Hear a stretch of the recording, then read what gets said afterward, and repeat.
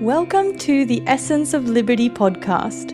This is the horsemanship podcast where we discuss all things liberty to help you understand, connect, communicate, and play with your horse in a gentle, subtle, and force-free way. We'll get a bit nerdy about equine psychology and learning theory to understand the science behind it all. And we'll also dive into how to motivate your horse, ways to strengthen your relationship, solving those common problems, and how to use liberty as a way to build your horse up physically, mentally, and emotionally, all in half an hour or less. I'm Dr. Nadine Lindblom, former equine veterinarian, and I'd like to invite you to join me on this journey as a student of the horse. Hello and welcome to another episode of the Essence of Liberty podcast. In this episode, I want to share with you a little bit about my beautiful mare, Nina. And Nina has a bit of a fan base on Instagram and TikTok because she is literally the cutest soul in the world. She is so beautiful and she has so much fire and she's just an incredible mare. But we have been on quite the journey to get to sort of where we are today. And she is the reason why I work the way I do these days. I never used to work in this way with horses. And she caused the turning point for me because the things that I was doing just weren't working very well for her. There's always that one horse, I think, that comes into our lives and teaches us one of the biggest lessons. And she's definitely been that horse for me. And I would love to share with you those lessons and the journey that we've been on together. So beautiful Nina, she is a quarter horse, cross stock horse, cross Arab. And I met her back in 2011, 2012. I was starting to feel ready to take on another horse, preferably a horse that didn't have any experience or wasn't broken in or, a bit of a clean slate because I really wanted to start a horse myself. And I had Callie as well at the time, and Callie has also been a major part of my journey, and I'm going to make an episode about her because that has been a massive journey in itself. But I was really looking for a young horse that had very minimal handling. So Nina, when I found Nina, the thing that first stood out to me was that she had these gigantic, big, beautiful eyes. And that was pretty much the only thing I could see in her. I was like, I just love her eyes so much. And her name was actually Matilda at the time. And I ended up naming her Nina because she was only 2 years old. Or a little less than 2 years old. And she was really scrawny. She was quite underweight. She had this gigantic rib cage and a tiny little neck and just these big bulging eyes. And she was, she was not the most, she's not the most well-conformed kind of horse. And I obviously I was quite early on in my journey. So, I didn't really know what I was looking for in terms of good conformation and a horse that had a lot of potential. I literally just met her. I thought she was really sweet. She had a bunch of other, sort of half brothers and sisters that were also there for sale. But yeah, I just fell in love with her pretty much straight away. She seemed to have a beautiful temperament. And I think one of the most important things, like to this day, now that I have a lot more experience, I still think one of the most important parts of choosing a horse that you are going to keep, like maybe not if you're choosing a horse for rehabilitation or for experience or to rehome, that kind of stuff, it's a little different. But if you are choosing a horse that you know is going to be with you for life, the most important part is that you click. It's the type of horse that you just fall in love with immediately. And of course, you want to make sure that, if you have these big goals and dreams of being able to do certain things with your horse, you want to make sure that they are physically able to do those things. But I find that the most important thing of choosing a horse is just that you click. Just like with people, some people you click with and other people you don't. And it was definitely a very clicking moment for me with Nina. So Nina at the time she could lead and she had had her feet trimmed like once or twice, but that was pretty much all that she knew how to do. So I said, yep, perfect. And we loaded her on the float and she went on so beautifully and took her home and she met Callie. and they didn't get along at all. Callie was a bit of a bully. She was trying to chase her and everything, so we had to keep them separate for a little while. But anyway, I started working a little bit with Nina, just doing some gentle groundwork, and I had her for about 4 days. And then on New Year's Eve, so I got her on Boxing Day. And on New Year's Eve, she kind of stumbled down the paddock, severely neurological, and she had a big swelling on her head. And what we think happened was that she got bitten by a snake, because she had like a unilateral big swelling just above her eye. And a few days later, she had a little bit of a scab that peeled off that had two sort of pricks in the like behind the scab. So we are pretty certain that she got bitten by some kind of snake, and she was pretty much, well, she was very bad. She could barely stand. She was just severely neurological, and the vet came out and gave her antivenom, and she had a very long period of recovery. And to this day, I still think that she has neurological issues. She is not the most coordinated horse, and she has very sort of waxing and waning symptoms where she is quite affected. And I've never, she sort of passes most of the neurological test, but I would categorize her as sort of mildly neurological. So that's been like a challenge that has been sort of ongoing with her. But the liberty and the body awareness work and all this kind of stuff, I think, has been the thing that has really helped her being able to continue sort of doing what she's doing. And I don't think that she would have, done very well if she was ended up with someone who wanted to show jump or something like that. She's just not able to coordinate herself very well. I don't think it would be safe. Like, she can jump at liberty, and she hasn't had a whole lot of issues, but she's just got moments where you're like, wow, she's gonna fall on her face. But anyway, she recovered. It was a long process, and I gradually started to do some more groundwork with her, and I gradually started to start her under saddle, and she took everything in her stride. And she was literally she was the perfect horse to do all of this stuff with for the first time for me. At that time, I was doing everything more towards the natural horsemanship type of way. I was doing everything through negative reinforcement, and that was working quite well. But because she was quite a laid back kind of horse and easy to do everything with, I thought that she was just very good and she was accepting everything, and that she was, very comfortable with everything that was happening. Now I know that she's the type of horse that internalizes her stress, and she's the type of horse that when she's unsure, instead of expressing it clearly outwardly, she will just go into her shell. And these are the types of horses that are really prone to shutting down very, very easily. So as I continued this work with her, and as I continued having higher expectations of her and asking her for more things, she was gradually losing her spark, and she was gradually just losing, like kind of just losing herself and going inwards more and more and more. And I started to do more of the liberty stuff, and I was asking her to do all these different things. And she was always the type of horse that was quite lazy, quote unquote lazy. At the time, I thought of her as a very lazy horse, and I thought of her as a very stubborn horse.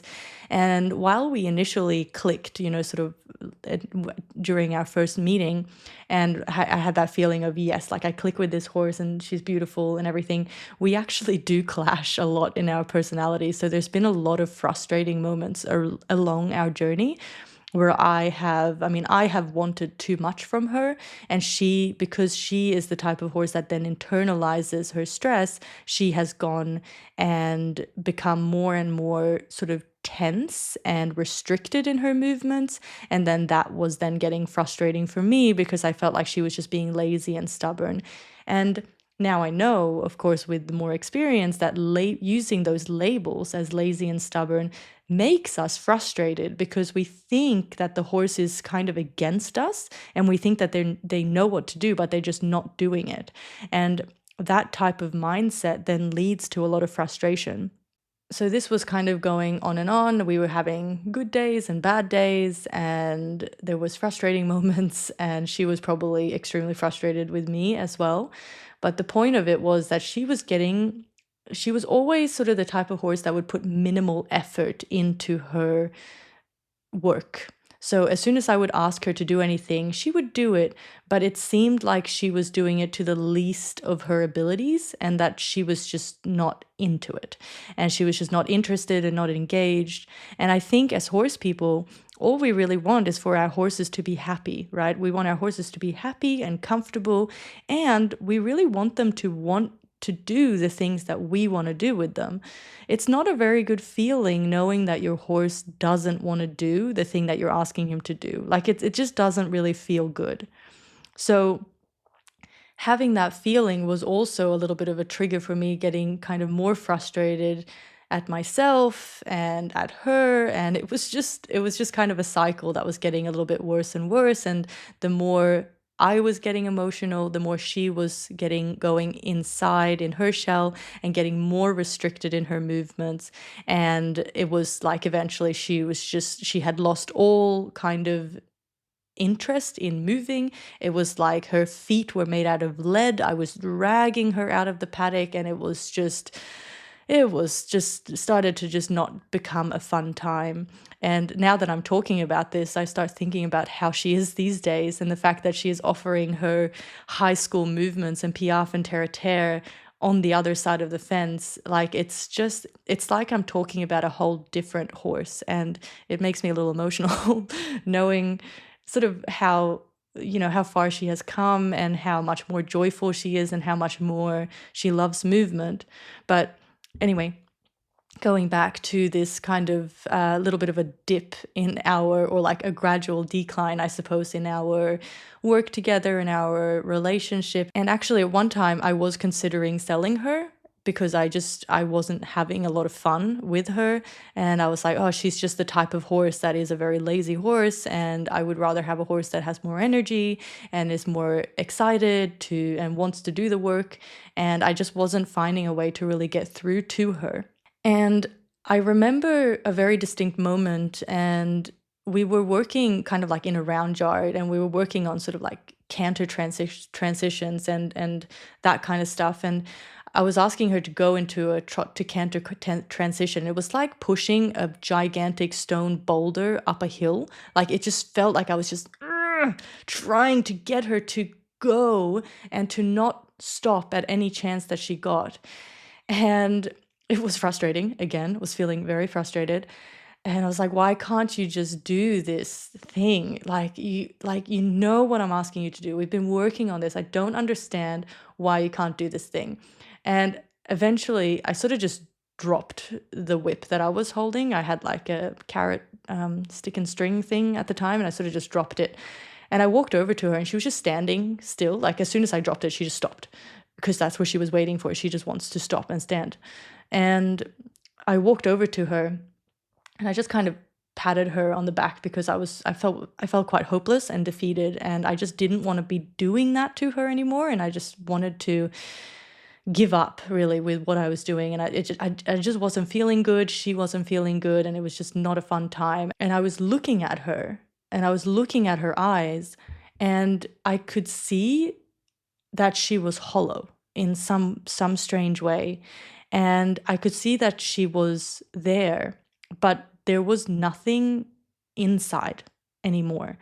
Like the lights were on, but no one is home there. She was just glazed over, and she was just kind of staring into space.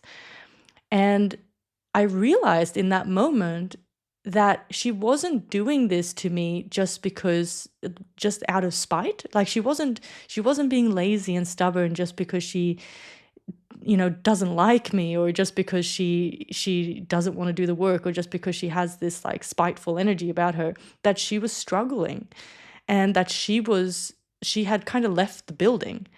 And that moment I was like, I can't do this what has happened. Because the thing is that I know Nina, and Nina, like out in the pasture, or like if I'm just hanging out with her, she is really cute and she has all this personality about her, and she, leans into the scratches, and she'll come over and she'll nuzzle your shoulder, and she's got this little glint in her eye. Or I should say, she did when I first got her. She was that, like, that's kind of what made me fall in love with her, right? That she was this kind of, she had this cute personality and she was quite quirky. And here in the round yard, I was standing with her and it was gone. That part of her that I fell in love with was not there. And I was like, why? What, where is she? That was the real sort of turning point for me, when I realized that I had been putting all my expectations and all my training and all my goals and whatever in before her comfort and our relationship. I had been too interested in what I could teach her and what I could kind of make her do, for the want of a better way to say it. But, that's what it was. I wanted her to do different things. And that's what it had become. She was a shell. And that beautiful, quirky, cute personality that she had was just not there anymore. And I was like, well, this is not the point. I fell in love with horses because I love spending time with them. And I not because of performance or demonstrating and doing all of that stuff or competing. I fell in love with them because they're absolutely beautiful animals, and I love their friendship and I love being in their presence, and I love it when they feel good and they feel happy. That makes me feel happy. So that moment in itself made me just realize that I was off track with what I should be prioritizing and what I should be doing and how I should be interacting with my horses. I need to change something.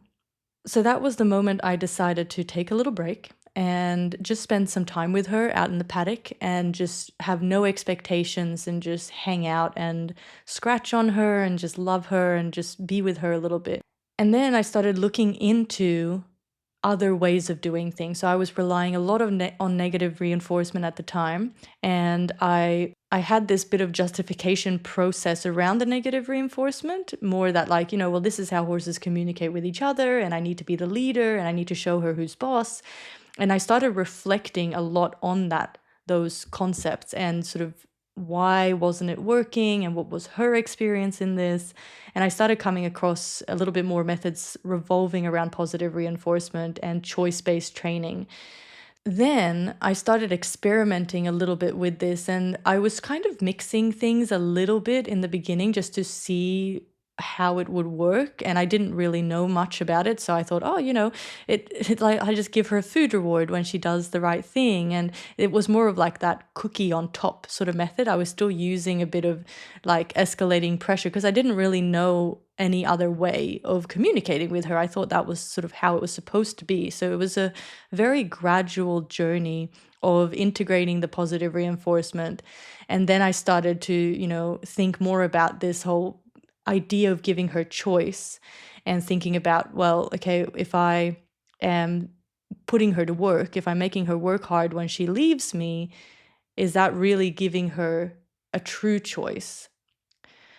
And I started, allowing her to walk off whenever she sort of wanted to walk off. And I started trying to give her as much say in the sessions as I could, just because I felt that, maybe this is, I was reading a little bit and I was watching YouTube videos and I was trying to integrate this. And that's where we sort of ended up. And I was like, okay, well, you can walk away whenever you want to. And that was a really difficult moment, because I was very in control of her, and I was used to feeling in control of the session and being, the boss and the leader, and suddenly allowing her to walk away and say no was a very confronting thing, right?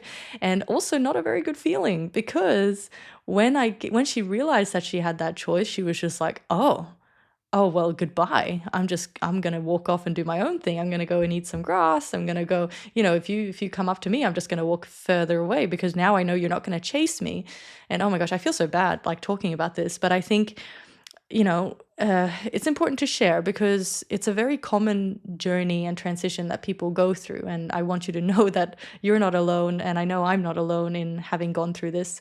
So anyway, that was a journey in itself, allowing her to say no and thinking that, well, if I let her say no, she's just never going to come back, right? Like she's just never going to say yes if I give her a choice, because she obviously doesn't want to do any of this stuff. And it was a lot of feelings of rejection. It was a lot of feelings of kind of hopelessness, but I also didn't want to go back to what I was doing.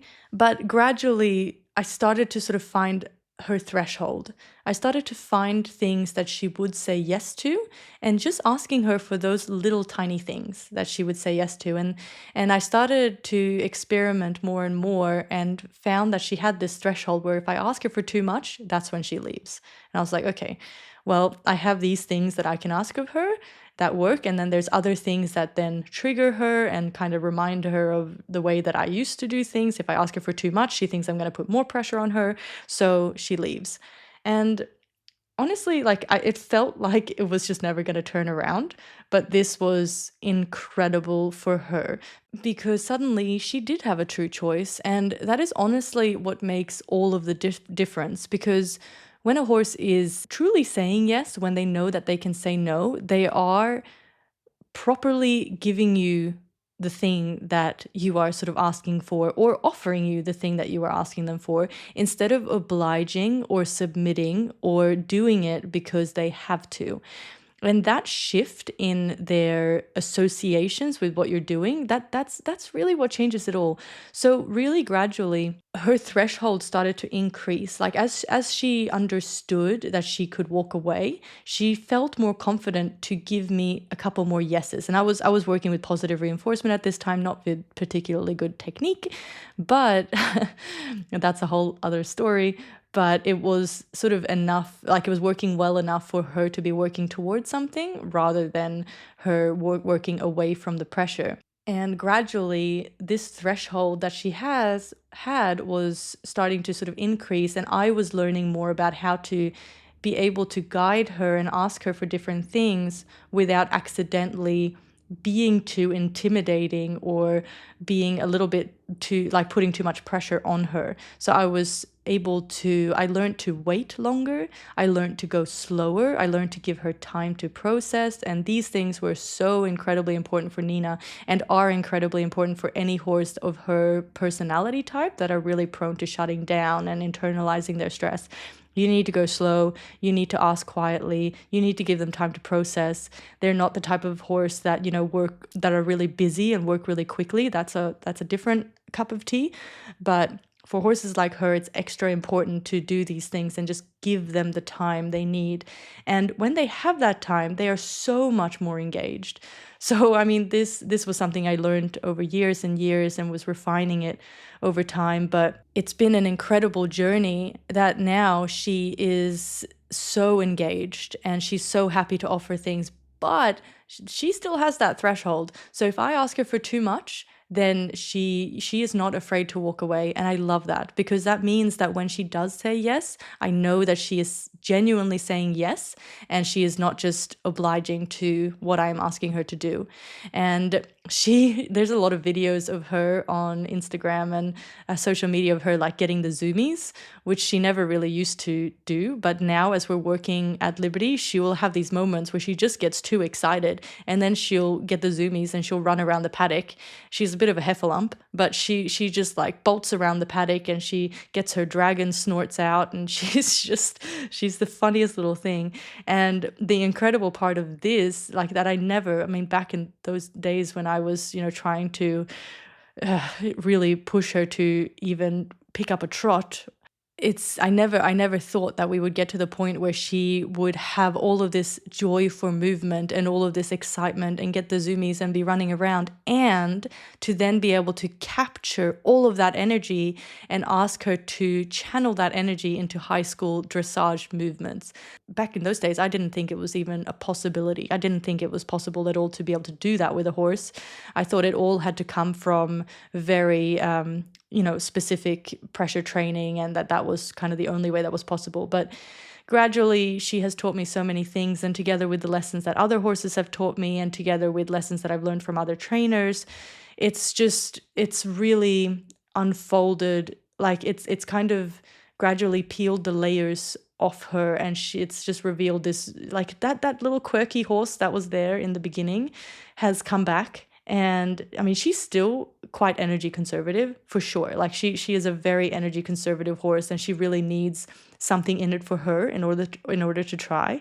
But she is just the most beautiful, the cutest thing. Oh, she's just, I love her so much. And just to see her now love movement and being able to offer all these like really powerful movements that require a lot of balance and strength and flexibility, it's not only amazing for her emotionally, but also incredible for her, given that she had this neurological challenges that she has kind of been dealing with from her young age at 2 years old. So she's 16 years old now, and I got her when she was 2. So we've had 14 years of this together, and I'm still learning from her, and I am forever grateful for her being in my life. And I never knew that moment when I met her and saw her big, bulging, beautiful eyeballs, the journey that she would take me on. So I just have so much appreciation for her, and I love the fact that she was so forgiving, and that she was very patient with me, and that she, even though I had so many moments that, you know, I wish I could take back, it's led us to just a very beautiful part in training. And I look forward to many more years together with her, and I'm really looking forward to more lessons that she will teach me along the way. So that's it from me for this episode. I really hope that you enjoyed listening to Nina's story. And I'm sure that many of you have horses that are quite similar in their personality and their tendencies to internalize their stress and things like that. So I want to let you know that there's a way to unlock these horses and reveal that, you know, the little